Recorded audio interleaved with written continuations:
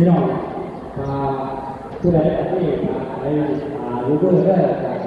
เรียกแล้วมาว่ามาว่าก็ถามเขา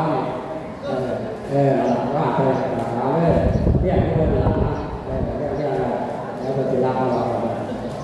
ได้ถึงเลยว่าในโซนกันโอ้ยสุดยอดเลยเนาะถ้าเขาขอบคุณหลายคนใหญ่ที่มาเรื่องบุญกฐินของคณะชอบดีสุดยอดดีใจมากมากทั้งดีใจจริงนะแต่ว่าโต๊ะก็ไม่บอกมาสุดยอดทำน้ำมากทั้งอย่างนั้นน้ำก็ตอมนอกนี่นอกที่รถมากที่เรียกมากก็เชื่อแล้วก็เด้อหลักว่าสภาขาวอาจารย์จะไปรับเรา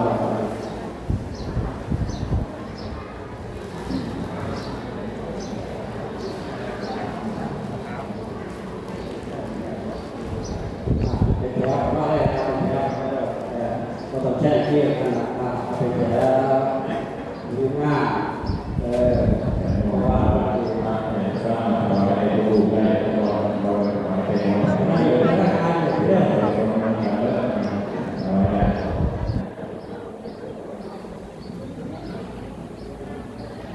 เอาไว้ไปโยที่น้ำท่าหล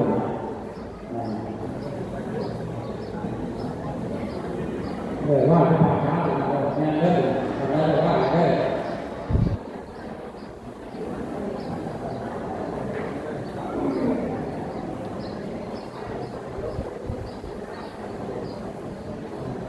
จะถือกล่องมั้ยถือกล่องมั้ย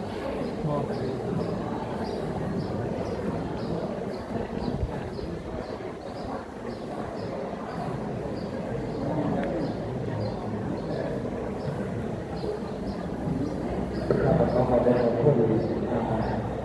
น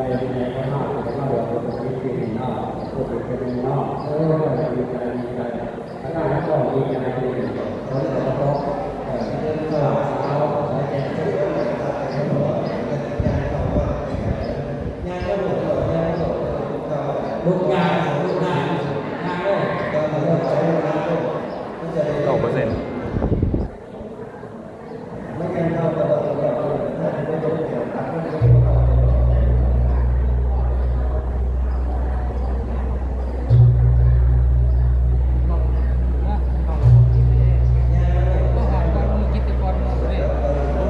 รับไปไหนเนาะ